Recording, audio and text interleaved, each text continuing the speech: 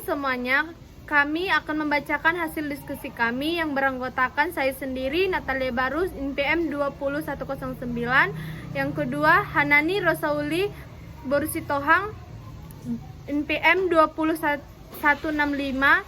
Yang ketiga, Nadifa Katrunada, NPM 20108. Yang keempat, Hidayati Isra, NPM 20092.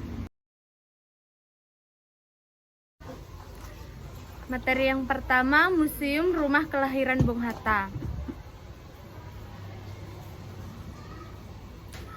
Rumah Kelahiran Bung Hatta adalah rumah yang dibangun sebagai upaya mengenang dan memperoleh gambaran tempat Bung Hatta dilahirkan dan menghabiskan masa kecilnya sampai berusia 11 tahun.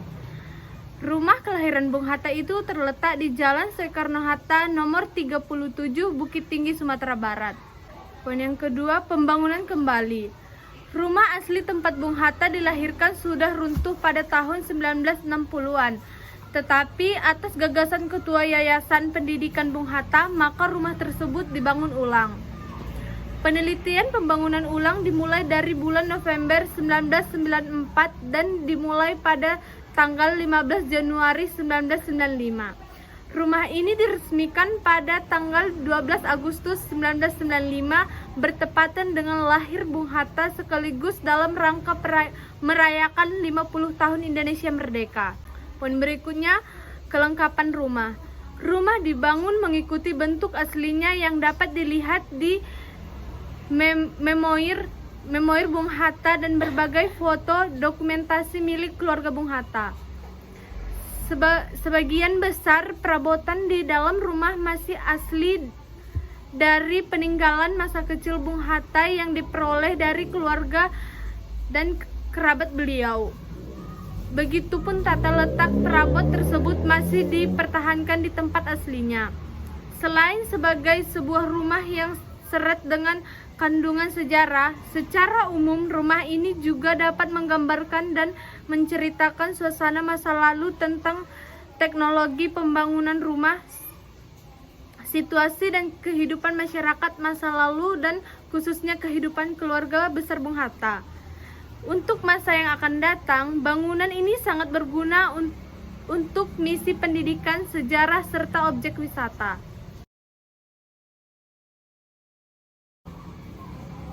Selanjutnya saya akan membacakan materi yang berjudul Perpustakaan Proklamator Bung Hatta. Perpustakaan Proklamator Bung Hatta merupakan salah satu perpustakaan nasional Indonesia yang terletak di Jalan Kusuma Bakti, Gulai Bancah, Bukit Tinggi, Sumatera Barat, tepatnya di Komplek Gedung Wali Kota Bukit Tinggi. Perpustakaan ini terdiri dari kepala perpustakaan, pustakawan, bahan pustaka yang berbagai macam, serta ruangan yang beragam. Awalnya pada tanggal 12 Agustus 1976, didirikanlah Perpustakaan Umum Muhammad Hatta yang terletak di Jalan Arifai, tepatnya di sebelah Rumah Sakit Umum Daerah Dr. Ahmad Mokhtar, Kota Bukit Tinggi. Perpustakaan ini diresmikan oleh Bung Hatta sendiri yang merupakan putra Minangkabau sekaligus pahlawan proklamator Republik Indonesia. Perpustakaan ini telah mengalami pergantian nama beberapa kali. Setelah bernama Perpustakaan Umum Muhammad Hatta, perpustakaan ini sempat diganti namanya menjadi Perpustakaan Proklamator Muhammad Hatta. Pada tahun 2000-an, pemerintah berencana untuk membangun perpustakaan kembar, yaitu perpustakaan yang akan dibangun di daerah kelahiran dua orang pahlawan proklamator Indonesia. Kemudian rencana tersebut pun berhasil diwujudkan pada tahun 2003, yaitu dibangunnya Perpustakaan Soekarno-Hatta di Kota Blitar, dan diikuti dengan pembangunan Perpustakaan Proklamator Muhammad Hatta di lokasi yang lebih luas dan berdampingan dengan kantor Wali Kota Bukit Tinggi yang baru. Perpustakaan yang sebelumnya tidak pernah disentuh oleh teknologi informasi ini, sekarang sudah ada penerapan otomasi perpustakaan dengan menggunakan sebuah software yang merupakan buatan Indonesia sendiri. Rencananya Perpustakaan Nasional akan membuat jaringan kerjasama antar perpustakaan secara nasional. Dan poin yang selanjutnya adalah fasilitas. Fasilitas yang ada di perpustakaan ini diantaranya yang pertama ada ruang baca. Perpustakaan ini memiliki ruang baca seperti perpustakaan lain pada umumnya. Lalu yang kedua ruang anak, merupakan ruang baca yang dikhususkan hanya kepada anak-anak. Yang ketiga ruang administrasi, yaitu tempat berlangsungnya proses administrasi perpustakaan.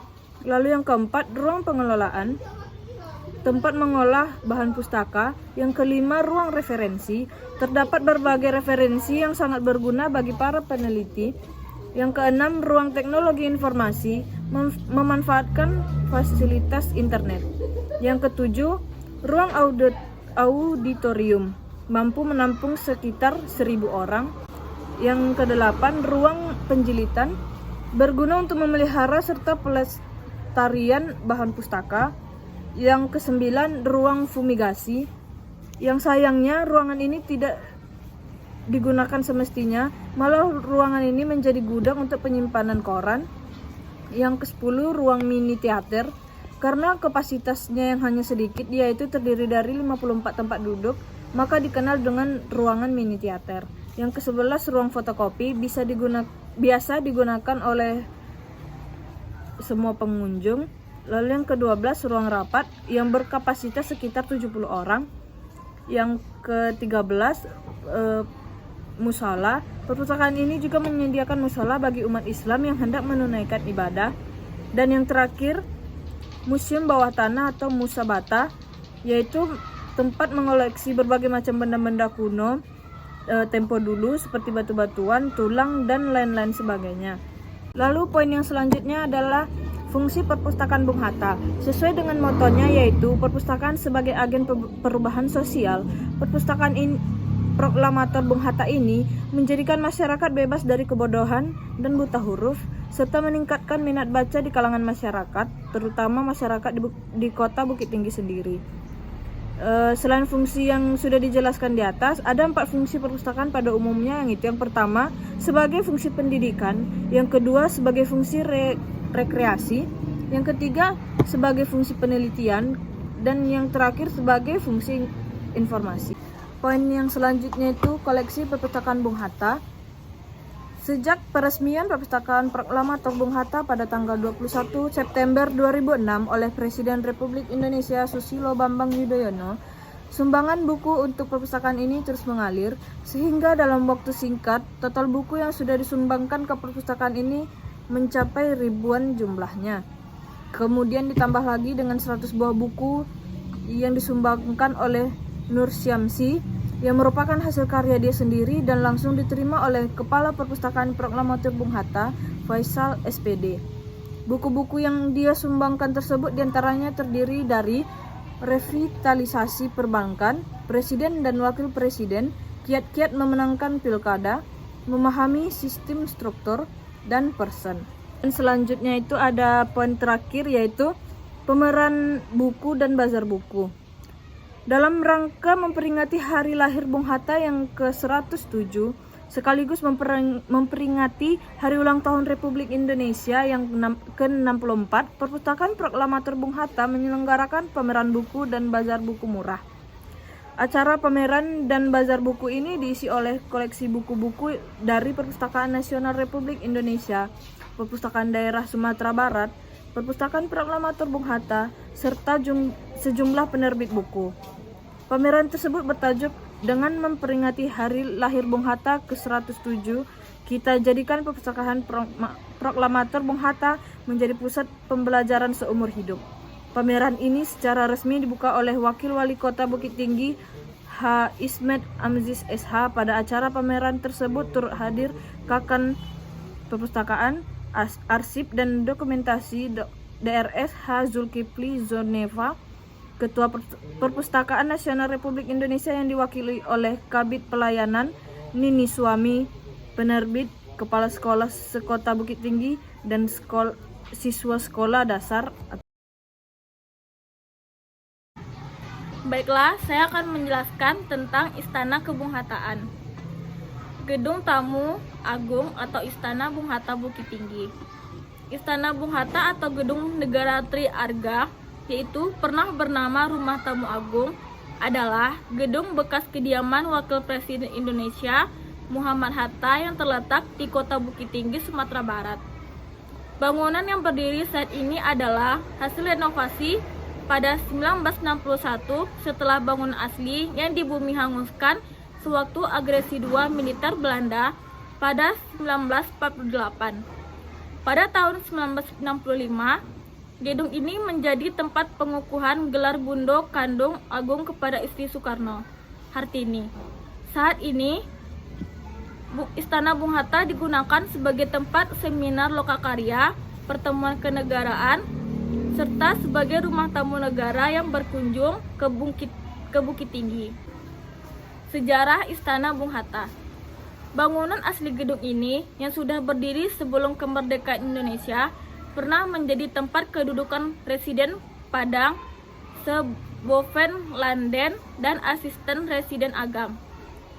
Setelah kemerdekaan Indonesia, bangunan tersebut sempat menjadi istana sekaligus tempat kediaman Wakil Presiden Muhammad Hatta antara bulan Juni 1947 hingga Februari 1948. Di sini, Hatta mengadakan pertemuan baik dengan tamu kenegaraan maupun pemimpin setempat, sambil mempelajari masalah-masalah mendesak yang dihadapi. Hatta mengundang semua orang yang menduduki jabatan pimpinan partai, tentara, guru, dan pegawai negeri di daerah guna mendengar arahannya.